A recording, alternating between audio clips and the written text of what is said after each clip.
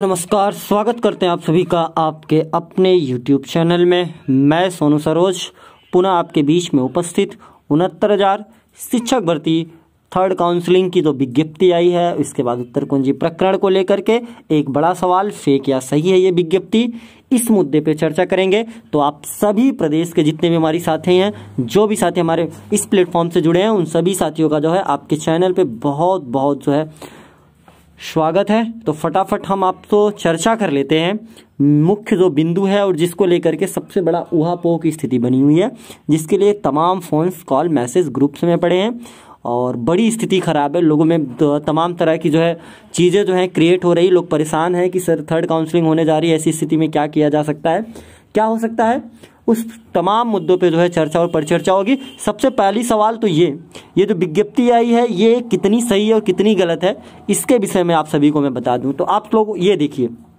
पहले ये फेस देखिए, ये सेकंड नीचे का फेस है, आप यहाँ पे 17/5/2020 तो देख पा रहे हैं, ठीक है। और ये तीसरा, इसको आपने पढ़ा भी होगा कि इस संबंध में मुझे यह कहने का निर्देश हुआ है कि कृपया उपर्युक्त दिशा निर्देशों के अनुसार 69,000 सहायक अध्यापक भर्ती प्रक्रिया में रिक्त पदों के सापेक्ष जनपदों से प्राप्त सूचना के आधार पर वास्तविक रिक्त जनपदवार एवं श्रेणीवार अवधारित करते हुए मेरिट के आधार पर एवं आरक्षण के सुसंगत शासनादेशों का अनुपालन करते हुए NIC द्वारा विकसित सॉफ्टवेयर के माध्यम से उक्त भर्ती प्रक्रिया में उत्तीर्ण अवशेष अभ्यर्थियों में से चयन की कार्यवाही कराने का कष्ट करें, ठीक है, ये चीज़ है। और दूसरी चीज़ आप यहाँ देखिए, यहाँ पे भी डेट रख दिया गया है और परिषदीय प्राथमिक विद्यालयों में सहायक अध्यापक भर्ती 69,000 पदों भर्ती प्रक्रिया के अंतर्गत रिक्त पदों का चयन के संबंध में। इतनी चीज़ तो समझ में आती है, लेकिन यहाँ आप फर्स्ट पेज पे देखेंगे, यहाँ किसी प्रकार की कोई डेट नहीं है, डेट यहाँ पे गायब है, जबकि सारी चीज़ें अनुभाग 5 वही है। ये भी फेसबुक पे वायरल हो रहा है, FB पे, ठीक है। और दूसरी चीज़, ये पूरी विज्ञप्ति आई नहीं है, इसके फर्स्ट एंड सेकेंड पार्ट गायब है, ये थर्ड पार्ट है, 1 और 2 का पता नहीं है, ठीक है, 1 2 कहाँ है, ठीक है। इसके 1 2 की स्थिति समझ में नहीं आ रही है कि 1 और 2 का पॉइंट कहाँ, आप तीसरे पॉइंट का है, ये यहाँ पॉइंट नंबर 3 है, 1 और 2 अभी नहीं पता चल पा रहा, यानी बीच का हिस्सा गायब है। और ऐसी स्थिति में वायरल कहाँ से हो गया, इसके विषय में कोई जानकारी अभी तक नहीं प्राप्त हो पाई है। हालांकि शासन स्तर से भी इसकी कोई पुष्टि नहीं हो पाई है, यह ऐसे ही जनरल फेसबुक और व्हाट्सएप ग्रुपों में वायरल हो रही है, शासन स्तर से भी इसकी किसी प्रकार की पुष्टि नहीं की गई है।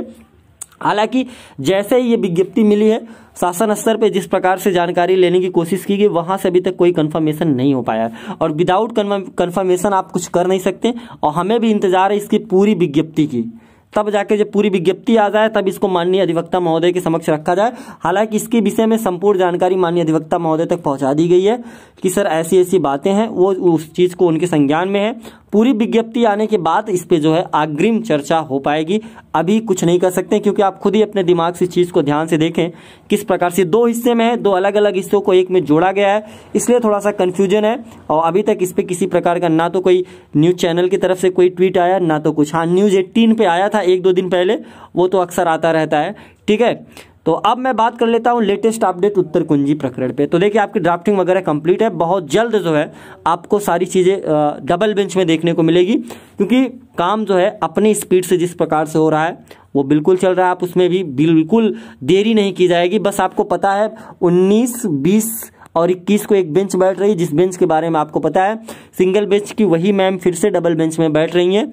ये एक सूचना आप लोगों के लिए, थोड़ा सा हमारे लिए डर का विषय जरूर है, लेकिन ये चीज़ें भी माननीय अधिवक्ता महोदय के संज्ञान में है, इसलिए यहाँ से भी आप ना घबराएं तो बेहतर होगा, क्योंकि अधिवक्ता महोदय का जो पैनल है वो वही जो भी चीज़ें होंगी वो सही और सटीक निर्णय के साथ होगी।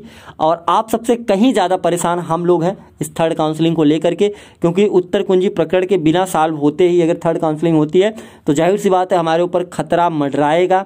और कुछ साथी ये कह रहे हैं कि ये स्टे ले लेना चाहिए, स्टे करा देना चाहिए। देखिए ये सारी चीज़ें न्यायिक प्रक्रिया है, हमारे और आपके कहने से कुछ नहीं होता। विज्ञप्ति आती है तो आप ले जाकर उसे कोर्ट में रखेंगे, वो माननीय न्यायाधीश महोदय के ऊपर तय करता है, ठीक है, क्या कहते हैं, किस एवज में, किस विषय में उसको चर्चा और परिचर्चा करेंगे, ये चीज़ है।